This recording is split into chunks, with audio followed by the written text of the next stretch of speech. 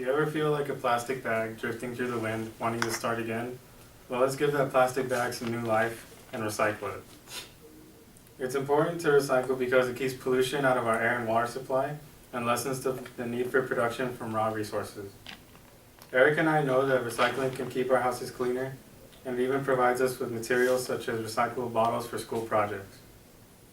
In our speech, we'll discuss the need for recycling and ways we can promote the need for recycling to others. Now, recycling can cause lasting problems for future generations. They'll struggle with sustainability if we don't manage our habits properly. In an article written on DoSomething.org, titled The 11 Facts About Recycling, accessed on November 6, 2015, the EPA estimates that 75% of the American waste stream is recyclable, but we only recycle about 30% of it. Recycling has been around longer than you think it has. In an article written in the Atlantic magazine by Finn Jorgensen, he states that environmental activists pushed against the rising tide of litter by pressuring Coca-Cola into offering a 5-cent deposit on recyclable bottles in 1971. States with laws like the 5-cent deposit law include Iowa, California, and New York. Lack of recycling can affect us in many ways. The environment will suffer greatly, and our fundamental air and water supplies will be at risk of pollution. Now that we've talked about the harm that non-recycling does, we can become more aware of the solution. Our solution is the campaign online. We chose the campaign online because it's paperless and it'll be more effective than handing out flyers in the public and in college campuses.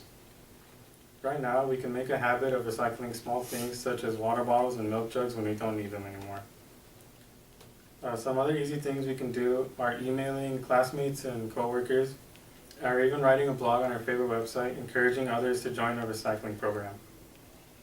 Our plan will work because people will see how cleaner their homes and workplaces will be if recycling becomes a priority. One example as to how recycling could reduce pollution is September of 2015, when the skies of Beijing were clear of smog for the first time in decades. In an article written in the LA Times by Jonathan Kamen in September of 2015, he wrote that officials cleaned up Beijing's air in advance of the military parade in 2015 by suspending or restricting operations of over 12,000 coal-burning boilers, factories, and cement mixing stations. Now that we've talked about the solution, let's talk about the potential benefits of recycling and the consequences if we choose not to recycle. Reduce, reuse, recycle. This is not just a slogan, but rather a way of living. There are numerous benefits to recycling that impact you, your community, and your environment. Recycling helps reduce the amount of trash that is sent to landfills and incinerators each year. According to the EPA's Advancing Sustainable Materials Management Facts and Figures, published in 2013, 167 million tons of trash end up in landfills each year. If we begin to recycle, we can effectively reduce this number. Recycling turns things into other things. In this way, recycling is like magic. Recycling also helps conserve natural resources, save energy, and reduce greenhouse gas emissions, all of which impact you either directly or indirectly. In addition, this practice can help sustain the environment for future generations to come.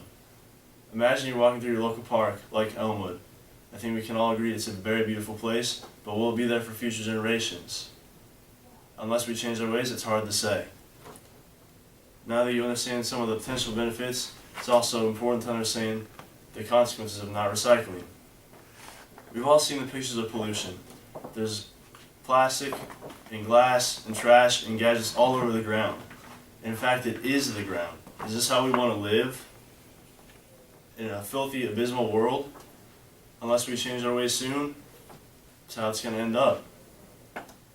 Our resources are limited. The longer we put off recycling, the more trees we have to cut down for items such as paper.